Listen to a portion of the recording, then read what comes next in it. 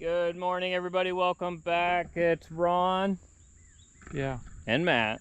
Back again for another weekly update. We've been kind of hit and miss. Weekly update is like a monthly. Maybe we should call these monthly updates, yeah. right? Yeah. Anyway, so we're out here in the corn, and the corn has grown a little bit since the last time. We've talked to you guys. What, 2 weeks ago? Was it 2 weeks ago we cut some old volunteer corn out? About 2 weeks ago, Dad and I came through here and we cut out the volunteer corn out of the bottom. What do you think? We got bottom half. Close to. We got close to the bottom half done. The top half has way too much Indian corn, so we're just gonna end up probably shredding off the top half of the corn patch. Kind of sad, but should be enough corn.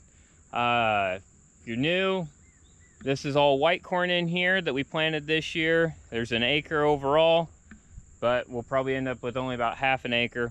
So, but we went through, you can kind of see down through there where we had cut out some of the volunteer corn. So trying to keep this as clean as possible. We're probably about, I'd say maybe a week away from tasseling.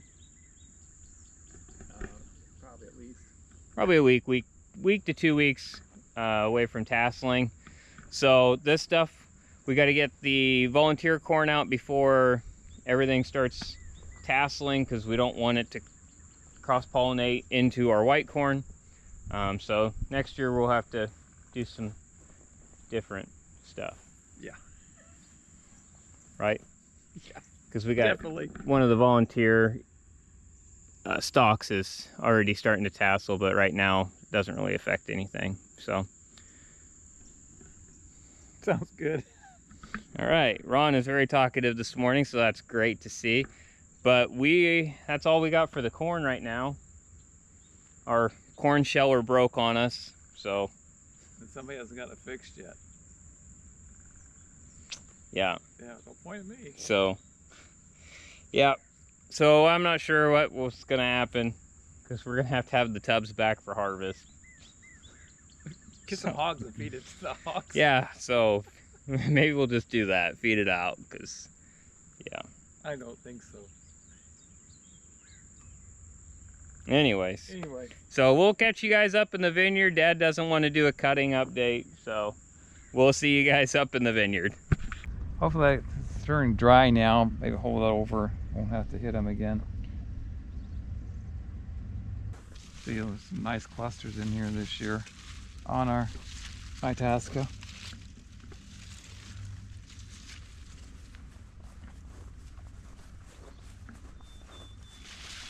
I need some foliage here somewhere there. Oh yeah, Some nice clusters. look at all down those. Would you look at that? But everything's staying pretty clean. I'm hoping I don't get any diseases in them this year. Yeah, do the taste test. So I'm hoping we're at least 3 weeks out yet. Be nice if I had another 4 months before we harvest, but that's how it goes every year. Harvest will come, But ready or not. next year. Next year there's we'll be always ready. next year. No, next year we'll be ready. Yeah.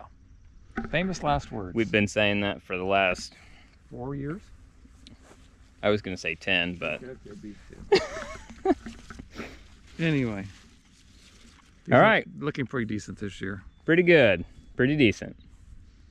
And I just mowed this the other day, so it looks fairly decent out here right now. Looking good. Except for what's right in the row itself. Yeah. But hopefully it's gonna die down completely this time. We'll see. Oh, hawk. What? Did you hear the hawk? You sound like our bird guard. That wasn't a hawk. You're a hawk. All right, so we're gonna go venture off over here to the Petite Pearl and the Brianna. Geez Louise. It's Saturday, everybody. But in the red grapes, you can see when you hit veraison, they're starting to turn now. It's not so easy to determine in the white grapes. But with the reds, you can see we're hitting veraison now. They're starting to turn color. These are our Petite Pearl. And I don't see a whole lot of beetles in here this morning. Yeah, that's shocker. Oh, there's one. Well, yeah, you're gonna see a few, but I mean, there's nothing like they have been. And there's another one here. But you can see how much damage they did early on. They just made lace work of the leaves. Petite Pearl is one of the varieties they tend to like, just because of the leaf, how it's designed.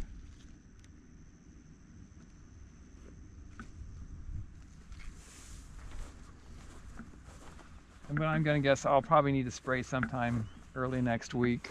Yeah, you get out for here. the You beetles one more time. Hopefully one more time will take care of it and it'll be the end of their cycle for this year. till next year. I'll have to look back on my records and see when I did the last spraying last year, but hopefully one more spray and we will be done with the Japanese beetles. There's 3 of them right there. Well, we're 3. Be done with the beetles for this year. They keep coming in from the surrounding fields.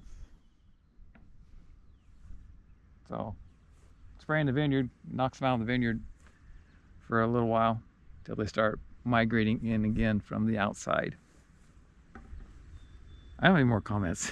You gonna talk about the Brianna? Or we just gonna look at it? Oh, Brianna, I don't know if there's gonna be enough in here to harvest this year. There's a few clusters kind of here and there.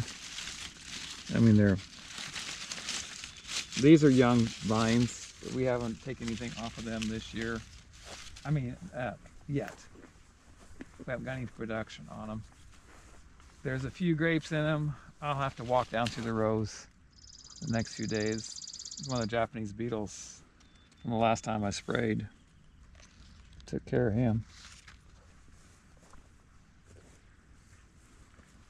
But there's like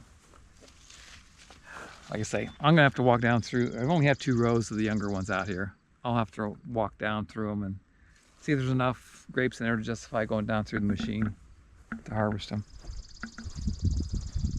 That or just leave them out here for the raccoons to take, instead of taking my other grapes. Let them work on their Yeah. Brianna. If they go to these ones. Yeah. That's all I got for right now out here. All right. What's the good word for the day? Did you want to look at the other Briannas? Okay. We can do that, and then we'll get the good word from you, Ron. Okay, thank you.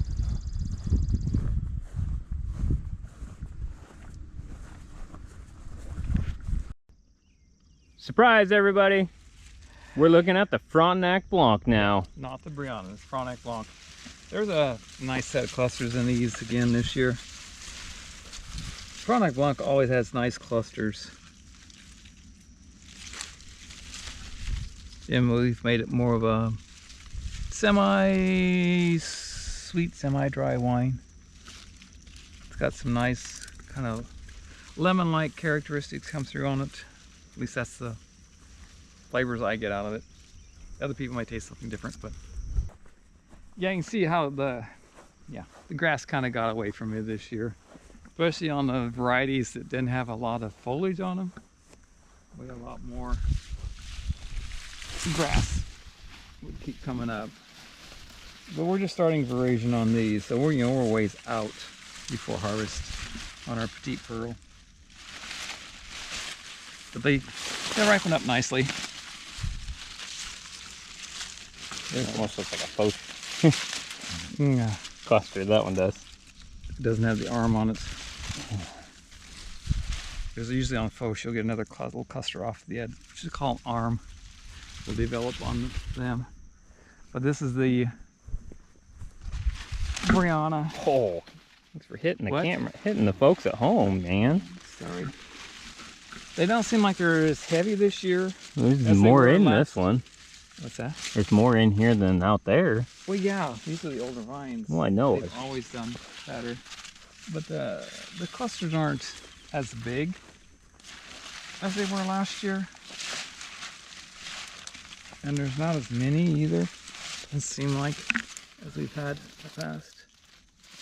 So I think their yield's going to be down on these.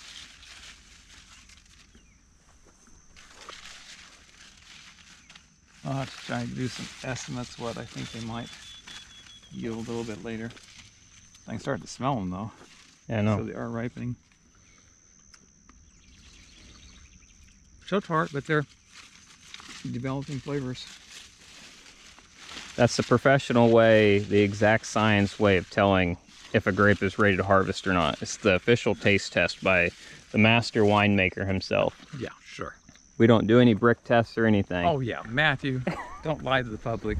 I'm just trying to help you out, man. Yeah, sure. All right, everybody. Ron, give them a good word.